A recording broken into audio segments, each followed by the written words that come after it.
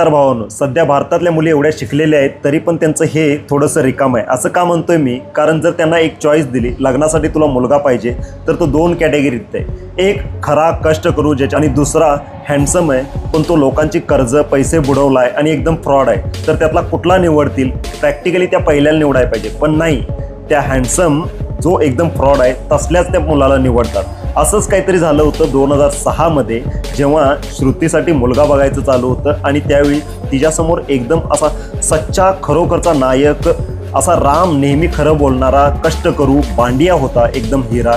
पण त्याला न निवडता ती जीत, जो एकदम लोकांचे पैसे बुडवलेला फ्रॉड असा माणूस होता, त्याला ती निवडते. बडी अच्छी बात कही आहे. आणि आज आपण या व्हिडिओमध्ये बांडियाला ती मुलगी तर मिळाली नाही, पण बांडियाला या व्हिडिओमध्ये आपण त्याला न्याय जरूर मिळवून देणार आहे. मीट द लेजंड बांडिया, ज्याचं प्रोफेशन आहे एक म्हणजे काय म्हणतोय आपण, मच्छीमार, एक मासेमारी आहे. एक दिवशी तो मासेमारी करत असताना त्याच्या जाळ्यात एक माणूस फसतो ज्याचं नाव असतं जीत. आणि जसा काय तो माणूस फसतो, तो येतो आणि त्याच्या मालकाला सांगतो. आता त्याचा जो मालक असतो ना, तो एक नंबरचा फ्रॉड असतो आणि हे त्याला माहीत असतं, तरी पण तो त्याच्याशी लॉयल असतो. आता इथं आपल्याला कळतं की बांडिया हा म्हणजे माणसाच्या जीवाला खूप महत्त्व देतो, कारण तो सगळं काही सोडतो मासे धरायचं आणि तो जीतला किनाऱ्यावर घेऊन येतो.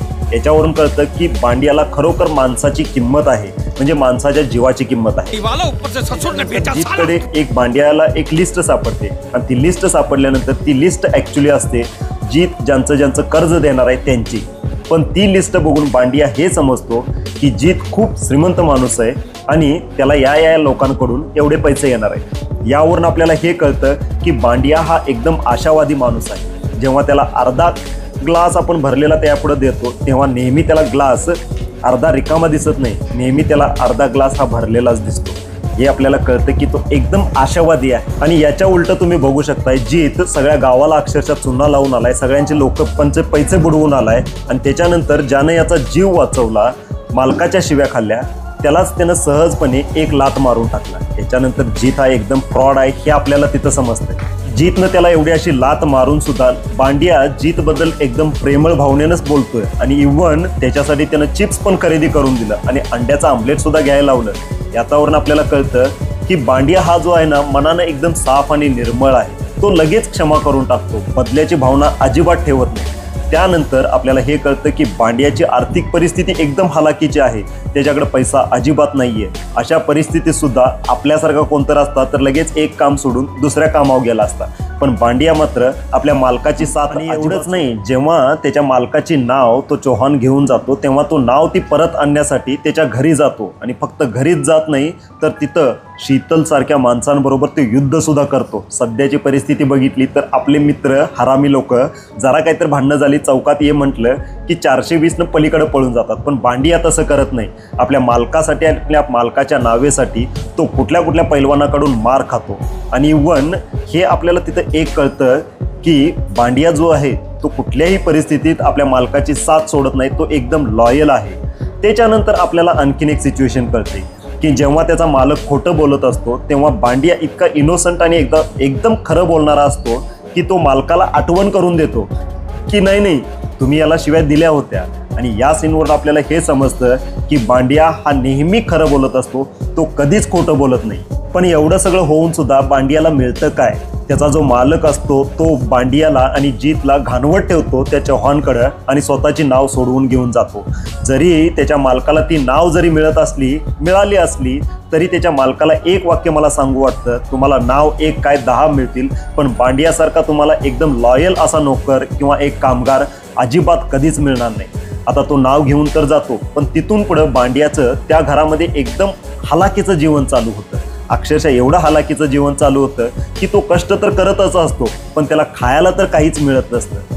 पहिलं काम त्याला मिळतं ते म्हणजे बूट पॉलिश करायचं. जे काय सगळं बूट पॉलिशचं जेवढी काही बुटं असतात ते सगळी हा पॉलिश करतो. इथं आपल्याला हे कळतं की बांडिया हा कष्टाळू मुलगा आहे आणि जीत हा टाइमपास करणारा आणि फक्त खादाड खाऊ सत्यानाश या कॅटेगरीतला आहे. पण बांडिया काम सगळं करतो, धुणं धुतो, बूट पॉलिश करतो. आणि जेव्हा त्याला जेवण मागायची वेळ येते तेव्हा एका छोट्या मिसअंडरस्टँडिंगमुळं त्याला जेवण न देता त्या घरातली लोक त्याला मारहाण करतात. पण जीतला मात्र सगळं काही जेवण व्यवस्थित वेळेवर मिळतंय आणि तो काम पण काही करत नाही. पण मित्रांनो, आपला बांडिया साधा भोळा तर कष्टाळू आहेच, पण जेव्हा तो जीतच्या गावाला जातो तेव्हा तो तिथून माहिती काढून येतो की जीतला बोलता पण येतंय आणि ऐकू पण येतंय. म्हणजेच काय, यातून आपल्याला कळतं की बांडिया हा स्मार्ट सुद्धा आहे. आणि एवढं सगळं धोका दिल्याबद्दल, म्हणजे निगेटिव्ह जे काय आहे ते दगा दिल्याबद्दल बांडिया जीतला माफ करून टाकतो. याच्यावरून आपल्याला हे कळतं की बांडियाच्या मनात द्वेष, कलेश हे काहीच नाहीये. बांडिया एकदम निरागस, इनोसंट आहे. आणि एवढं सगळं झाल्यानंतर मला एक प्रश्न पडतो की ही जी श्रुती आहे ना, ती बांडियाला पसंत न करता या जीतला पसंत करत असते. असं काय कमी असतं आपल्या बांडियामध्ये? हिरा असतो हिरा, दिसायला स्मार्ट आहे, कष्टाळू आहे, खरं बोलणारा आहे, इनोसंट आहे, पडेल ते काम करतो आणि याच्या अंगावर कर्ज पण नाही आहे सगळ्यात महत्त्वाचं. आता याच्या उलट एकदम जीतमध्ये आहे. हा खोटारडा आहे, फ्रॉड आहे, फक्त हा हँडसम आहे आणि अख्ख्या गावाला हा चुना लावून आलेला आहे, लोकांचे पैसे बुडवून आलेला आहे. आणि त्याच्यापेक्षा वरचं पहिल्या एका मुलगीबरोबर तो फ्रॉड केलेला आहे. फ्रॉड, प्रेमाचा फ्रॉड केलेला आहे. म्हणजे जी मुलगी ह्याच्या प्रेमात अक्षरशः म्हणजे खुळी होती, त्या मुलगीला सोडून हा पळून आला आणि त्याच्याचबरोबर लोकांचे पैसे पण द्यायचे होतं म्हणून पळून आला. आणि इथं सगळं काय मिळत्यालं बघून हा हित होऊन बसला. आता श्रुतीला ॲक्च्युली कुणाला निवडायला पाहिजे होतं? बांडियाला निवडायला पाहिजे होतं. पण श्रुती ती निवडते कुणाला? जीतला निवडते. याच्यावरून आपल्याला हे कळतं की आत्ताच्या मुली शिकू दे, सवरू दे, काय पण होऊ दे, पण इथनं हे समजतं आपल्याला. इथं बघितलं तुम्ही भावांनो, यावरून आपल्याला काय समजतं? मुलींना सगळ्यात शेवटी हँडसम मुलगा पाहिजे. भले त्याचं कॅरेक्टर कसं पण असू दे, तो लोकांना चुना लावू दे, तो किती पण खोटं बोलू दे, फक्त तो हँडसम पाहिजे. हे यातनं आपल्याला समजतं. आता इथं आपल्याला समजतं की जीत एकदम खुशीत आहे. जे काय चव्हाणांचं जे काही प्रॉपर्टी आहे, चांगली मुलगी मिळाली आहे, या सगळ्या खुशीत श्रुतीबरोबर लग्न करायला तयार आहे. पण जे गावामध्ये अक्षरशः घाण जी पसरवली होती जीतनं, ते साफ कोण करणार? आपला बांडिया करणार. आणि बांडिया करतो सुद्धा. म्हणजे एवढं सगळं होऊन सुद्धा बांडिया जीतसाठी जे काय जमेल ते सगळे प्रयत्न करतो. का? आपला मित्र खुश राहू दे म्हणून. पण श्रुतीला हे दिसत नाही. एवढा चांगला मुलगा, सुंदर, सुशील, असा कष्टाळू तिच्या समोर आहे, पण तिला तो आवडत नाही. तिला आवडतो हा खोटारडा.